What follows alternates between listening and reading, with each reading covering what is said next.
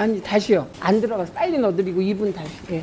도대체 오늘 이 회의를 이해할 수가 없습니다. 제가 밝혔듯이 법원이 압수수색 영장을 발부했고 그 법원의 영장 발부에 따라서 사법 절차로 진행된 일입니다. 만일 법원이 부당했다면 영장을 발부했겠습니까? 그리고 영장 발부를 통해서 뭔가 밝혀야 될 사실이 있었던 것이고 그 사실 자체를 국회 상임위에서 현안 질의하겠다는 것 자체가 이건 심각한 국회 권한 범위를 넘어선 문제라고 생각합니다. 우리 국회가 지금 22대를 시작한 지 이제 100일째 됩니다. 그 100일 동안 뭐 했습니까? 우리 과방위가. 임기 끝나가는 MBC 박문진 이사 임기 지켜주려고 100일을 허비했습니다. 이제 딥페이크 같은 심각한 딥페이크 성범죄 같은 중요한 문제가 우리 과방위에 또 닥쳐 있습니다. 바로 방심위는 그 딥페이크 성범죄를 차단하는 부서이기도 합니다. 법원이 정당한 영장 발부에 의해서 사법 절차로 진행된 방심위의 압수수색 문제를 삼아서 방심위가 진행하는 방송심의 문제가 있다는 건 따진 것도 아니고 방송심의는 뭡니까? 공정하지 않고 왜곡되고 편파적이고 또는 허위 조작 뉴스거나 이런 것들을 빨리 심의해서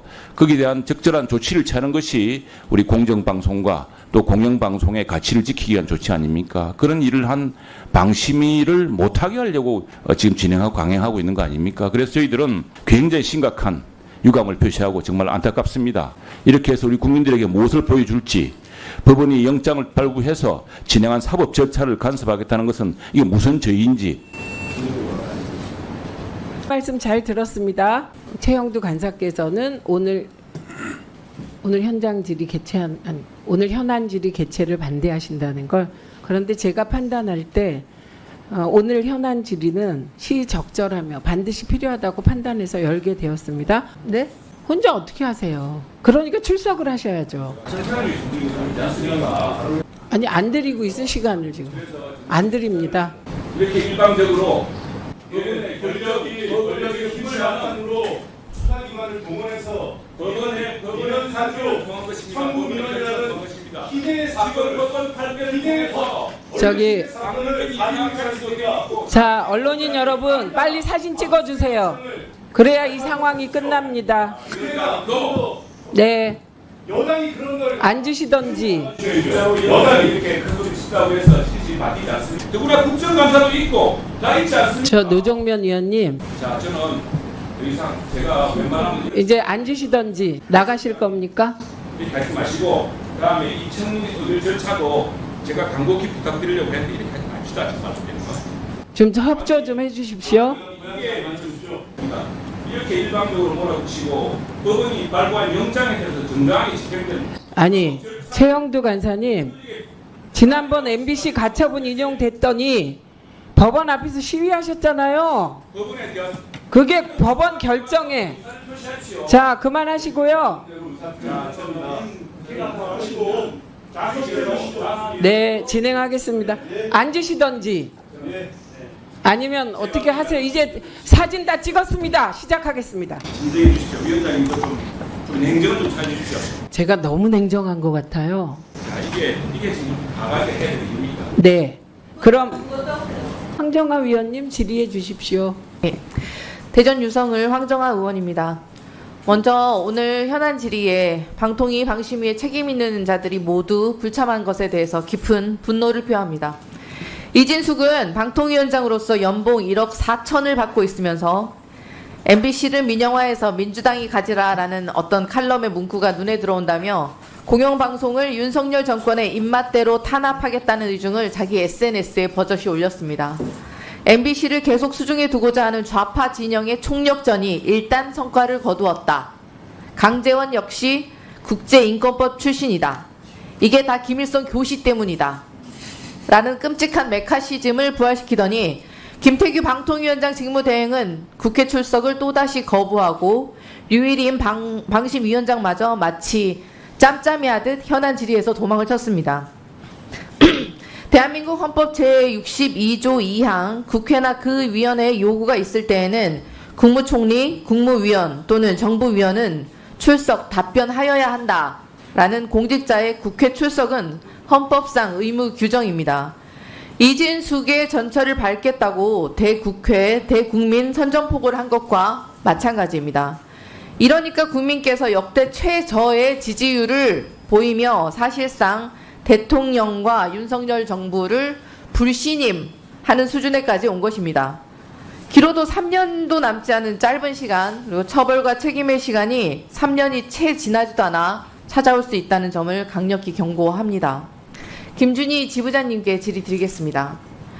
류일임 위원장의 민원 사주 아니면 혹은 청부 민원 사건이 9개월 가까이 오리무중입니다. 수사를 진행 중인 양천 경찰서는 5월 8일 수사협조 의뢰 첫 공문을 방심위에 보낸 것으로 확인이 됩니다. 고발 접수 후에 이미 4달이나 지난 후입니다. 민원 사주 의혹에 대한 수사가 제대로 이루어지고 있다고 보십니까? 앞서도 말씀드렸지만 제대로 이루어지지 않는다고 생각합니다. 네, 정말 실소가 나옵니다. 공익 제보자에 대해서는 경찰이 재빠른 표적 수사, 입틀막 수사에 나섰습니다. 지난 9일 경찰이 수십 명의 공권력을 동원해 방심위 사무실과 직원 자택을 탈탈 털었습니다. 이번이 두 번째 압수수색이었습니다. 경찰이 윤석열 정권에 반항을 하면 재미없다는 시그널을 보낸 것이 아니겠습니까?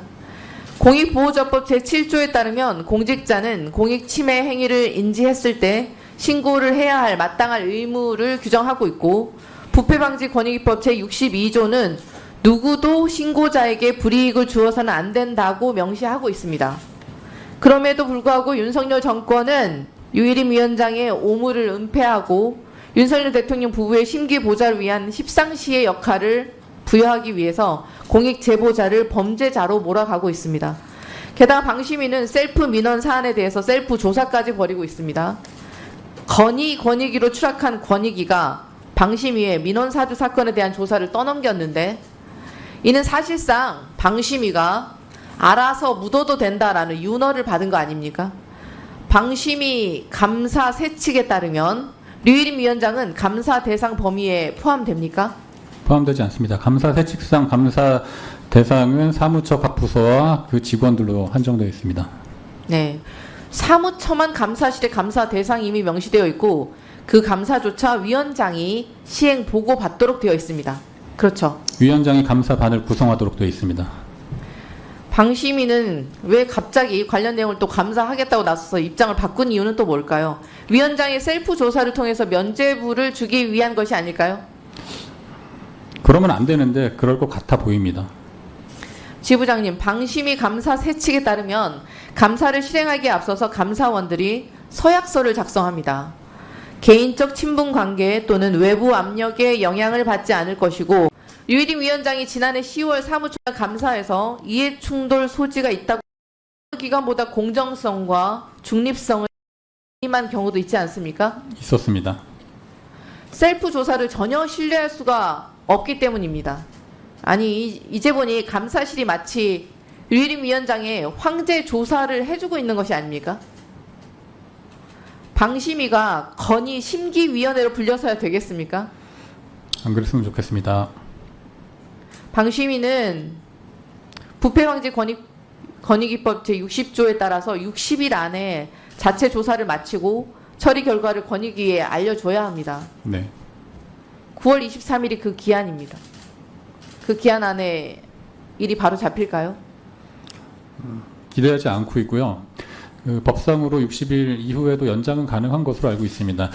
그런데 지금 방심위가 지금 셀프 조사를 하고 있다는 말은 이 사건이 종결되지 않았다는 말입니다.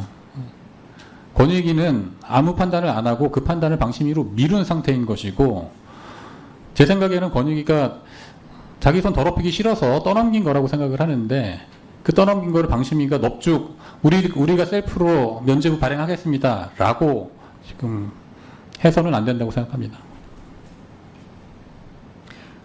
9월 23일에도 민원사주 조사 결과를 발표하지 않는다면 방심위의 감사실과 사무총장이 권한을 남용해서 불법을 셀프로 은폐한 것이라고 봐야 할 것입니다.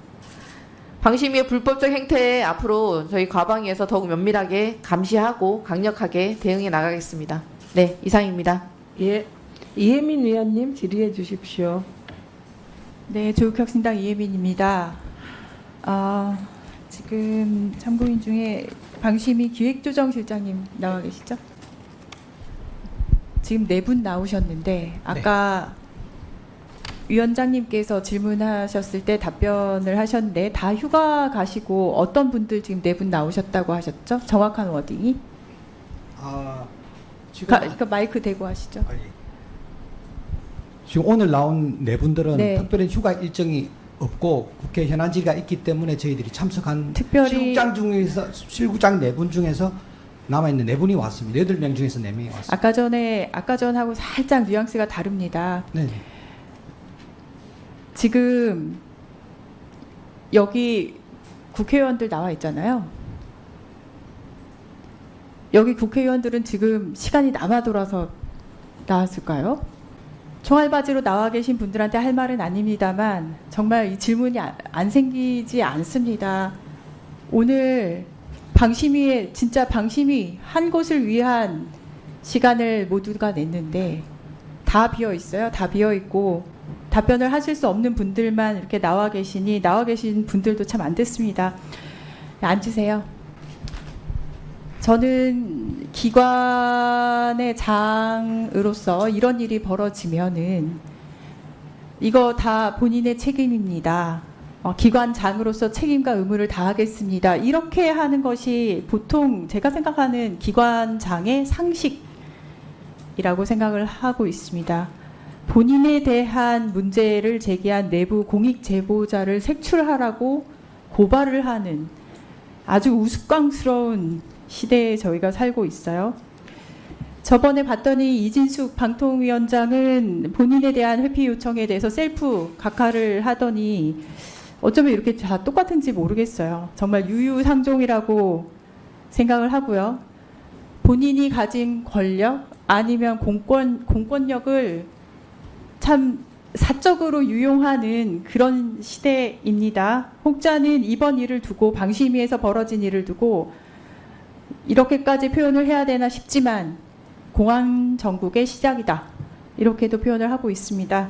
저는 저희가 오늘 의결한 방송통신심의위원회 위원장의 청부 민원과 공익 신고자 탄압 등에 대한 진상규명 청문회 때 증인 29명 의결했습니다. 증인분들 나오면은 제대로 나오면 그때 질의 이어가도록 하겠습니다. 이상입니다. 예.